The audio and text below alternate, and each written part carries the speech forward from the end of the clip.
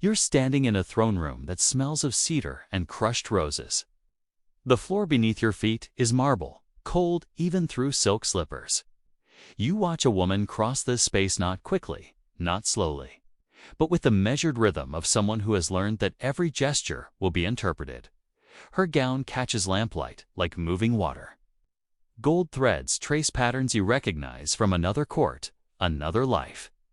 She's beautiful in the way powerful men collect beauty, deliberately, expensively.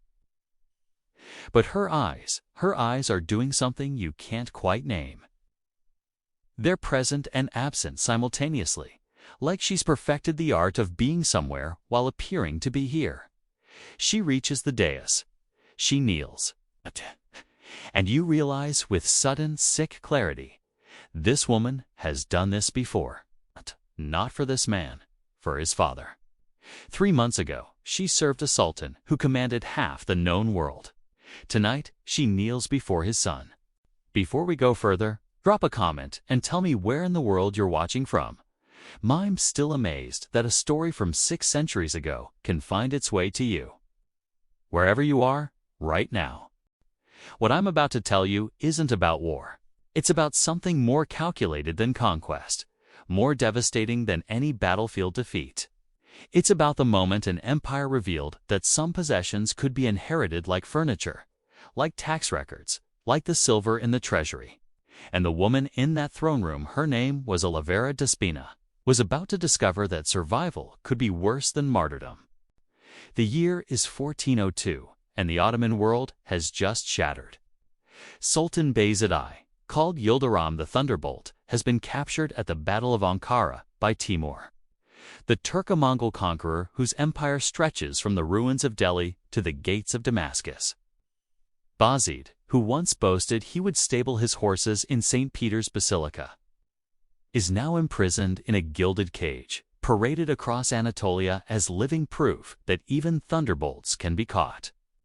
His sons scatter like sparks from a struck anvil, each claiming fragments of the shattered empire. Civil war ignites before their father draws his last humiliated breath. But this story doesn't begin with Bayezid's capture. It begins 13 years earlier, in 1389, on the blood-soaked field of Kosovo. Olivera Lazarevio was 21 when her world ended. She was the daughter of Prince Lazar of Serbia, a realm caught between empires, surviving through shrewd alliances and careful tribute. When Bayezid demanded Serbian troops for his campaigns, Lazar provided them. When Bayezid wanted hostages to ensure loyalty, Lazar sent his sons. But it wasn't enough. The Ottomans always wanted more. After Lazar's death at Kosovo, fighting in an alliance that collapsed into slaughter bays claimed Olivera as part of the settlement, not as a wife. The distinction mattered legally, but meant nothing in practice. She was Despina, title that meant lady, consort, captive, prize. She entered the imperial harem in Adorn in 1390, and for 12 years she learned the architecture of her cage. The harem wasn't what European chroniclers imagined it, wasn't a perfumed prison of indolence. It was a bureaucracy. A hierarchy with ranks and rules, and a carefully maintained fiction that everyone participated voluntarily. Olivera learned Ottoman Turkish. She learned to play the ud. She learned which silences were dangerous and which were merely expected. She learned to write letters to her brother Stefan, who now ruled Serbian territories under Ottoman oversight, letters that praised Bayezid's wisdom and encouraged continued cooperation. Every letter was reviewed before being sent. She learned to smile at ambassadors who had known her father, who remembered her as a child in Serbian court, who now watched her serve wine to the Sultan who had destroyed her family. And she learned the most essential skill of all, how to split herself so thoroughly that compliance and resistance could coexist in the same body without tearing her apart. Then came Ankara. Then came Bayezid's capture. Then came the terrible unraveling. When news reached Edirne that the Sultan had been defeated, imprisoned, humiliated, a strange paralysis settled over the palace. The harem didn't dissolve. The servants didn't flee. The administrative machinery of empire continued operating because that's what institutions do. They outlast the men who build them. Oliveira waited with the others, understanding with cold clarity that she wasn't free. She was inventory. And someone would come to claim the inventory soon enough. Suleiman Çelebi arrived in winter 1403. He was 23 years old. Bayezid's eldest surviving son in Europe, and desperate. His father was dying either from humiliation or poison, depending on which chronicle you believed, and his brothers were already raising armies. Mehmed controlled much of Anatolia. Musa was gathering support in the east. Isa had his own claims. The empire was fracturing into civil war, and Suleiman needed something that battlefield prowess alone couldn't provide. He needed symbols. He needed proof that he was the rightful heir, the continuity, the legitimate inheritor of Ottoman authority. So he claimed Edirne. He claimed the treasury. He claimed the administrative apparatus. And he claimed the harem, every woman, every servant, every carefully maintained structure of domestic power that proved an empire was more than just armies, including Oliveira. The announcement came through the harem steward, delivered with the same bureaucratic efficiency that governed everything in this place. You are now part of Prince Suleiman's household. You will attend him as you attended his father. Your service to the Ottoman dynasty continues. Oliveira stood in chambers she had occupied for 13 years and felt something fundamental crack. She had survived Bayezid by telling herself that if she could just endure this one sultan, perhaps circumstances would shift. Perhaps Bayezid would die and she could return to Serbian territories. Perhaps captivity had a natural endpoint.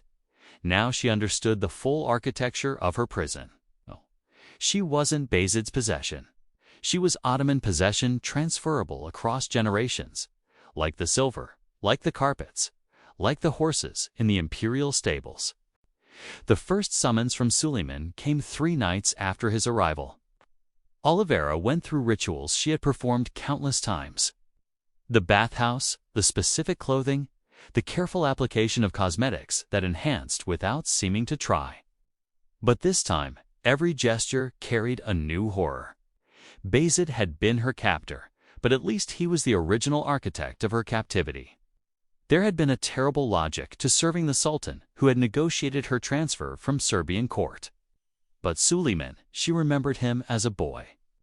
She had seen him in palace corridors receiving lessons while she was being trained in her own impossible curriculum. Now that boy, grown to manhood in the shadow of his father's martial genius, would inherit her along with the treasury. What happened next appears in fragments across Serbian chronicles, Ottoman administrative records, and Venetian diplomatic correspondence. The sources disagree on details, but confirm the essential pattern. When Oliveira entered Suleiman's chambers that first night, she found him nervous. He paced. He dismissed servants abruptly.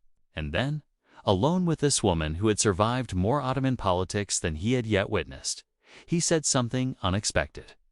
"My father spoke of you. He said you never forgot you were Serbian.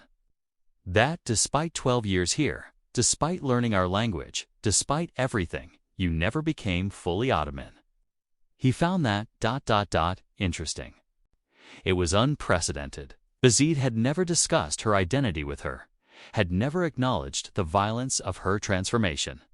He had simply exercised authority and expected compliance.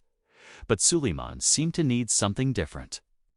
Not just her physical submission, but her acknowledgement of his legitimacy. He needed her to confirm that this transfer was normal, that he had rightfully inherited everything his father possessed. "I serve the Ottoman dynasty," Oliveira said carefully, choosing words with the precision she had cultivated over 13 years. "My function continues as it has been defined."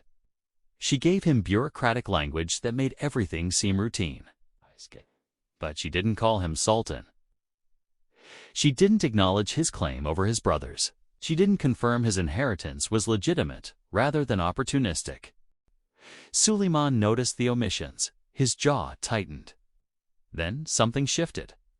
"You're right not to," he said quietly. My brothers will contest everything. Nothing is certain. The admission was so unexpected that Oliveira forgot her neutral expression. She looked at him directly and saw not her new captor, but a young man drowning in circumstances beyond his control. His father was dying humiliated in captivity. His empire was fragmenting. His brothers wanted him dead. And he was trying to shore up his claim by possessing his father's harem, as though women could be fortifications against political chaos. Then Suleiman asked a question that revealed the true depth of his desperation. If you could write freely to your brother, if you could tell him what you truly think, what would you say about Ottoman succession? Would you tell him to support me? It was a trap, obviously. Answer honestly, and she would reveal the resistance she had hidden for 13 years. Answer as expected, and she would become complicit in Ottoman strategy, advising her own brother to support the dynasty that had consumed their family.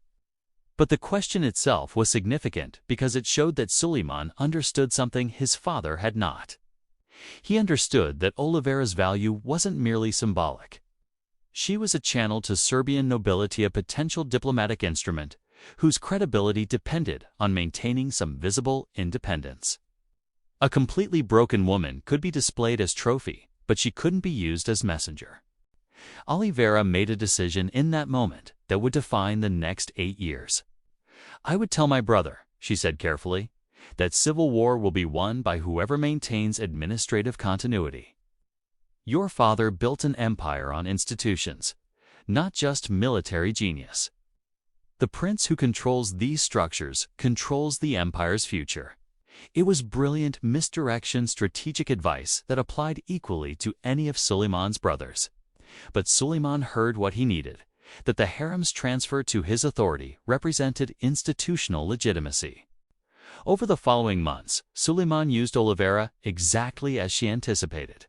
He required her to write letters to Stefan, praising his administration, suggesting that Serbian support would be rewarded. But he also allowed her more latitude than Bayezid had ever permitted. He let her include personal details, references to childhood memories, occasional phrases in Serbian. Not out of kindness, because he needed the letters to seem genuine. Stefan had to believe his sister was writing with some degree of freedom, or her words would carry no weight. So Oliveira gained something she hadn't possessed in 13 years. The ability to communicate with her brother in language that occasionally approached honesty. Every letter was still reviewed before being sent, but the expanded latitude gave her room for sophisticated coded messages. She wrote about palace gardens and included descriptions of Serbian wildflowers from childhood.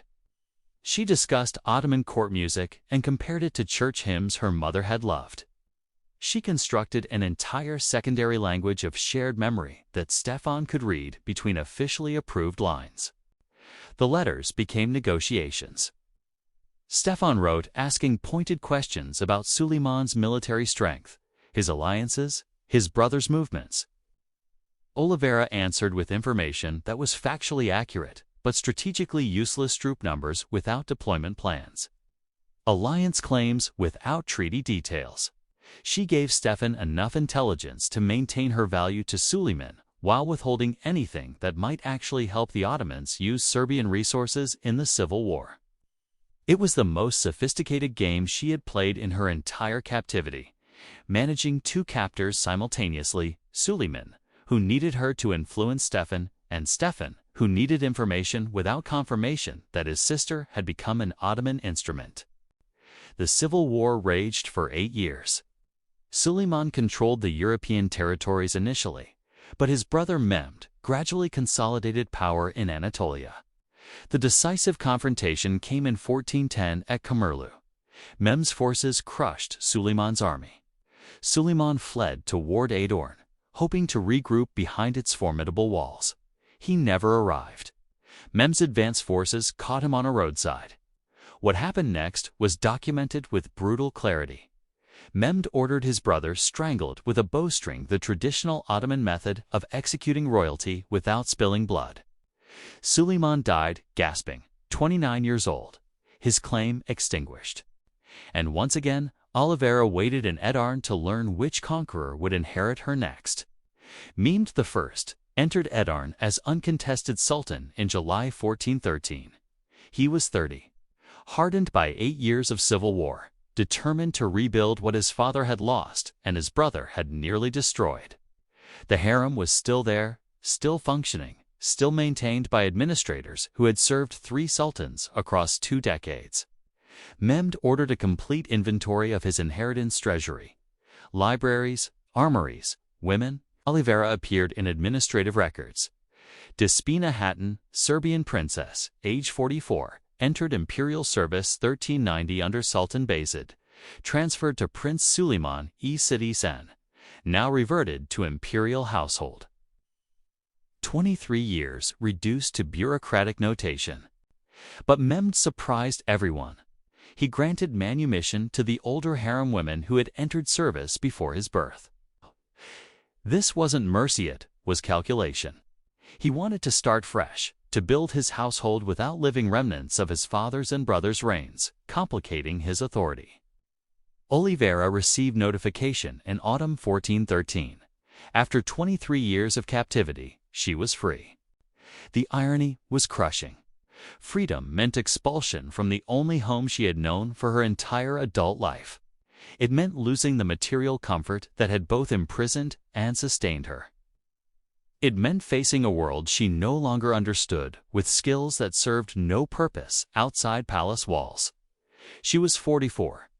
She spoke fluent Turkish and adequate Arabic. She could play 3 instruments, compose diplomatic correspondence, navigate harem politics with sophisticated precision. She knew nothing about survival in ordinary society. Stefan arranged her return to Serbian territories, but the homecoming was displacement in a different form. She had left at 21 as Princess Oliveira Lazarevic. She returned at 44 as Despina Hatun, an Ottoman-educated woman who thought in Turkish and dreamed in a language that was neither Serbian nor Ottoman, but some liminal hybrid the palace had created. Her family received her with awkward formality. They didn't know how to speak about what she had endured. She didn't know how to explain that her captivity had been worse than they imagined and different than they could understand, that it had been violence rendered comfortable through silk. Systematic destruction performed with bureaucratic efficiency, transformation that spared her life while erasing everything that made that life her own. She lived 18 more years in Serbian territories, never marrying, never fully reintegrating. Venetian reports mentioned her occasionally, the Serbian princess who survived the Ottoman harem. They called her as though survival were achievement enough. She maintained correspondence with women still in the imperial harem, sending carefully worded letters that Ottoman censors would approve.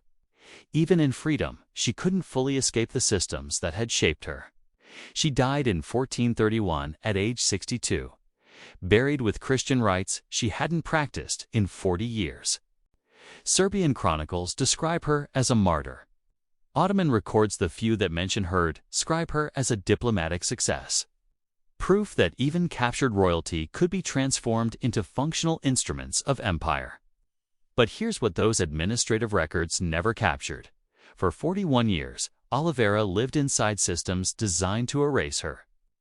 For 23 of those years, she was actively captive, transferred between sultans-like inherited property, forced to smile at men who had known her father, required to write letters praising the dynasty that destroyed her family.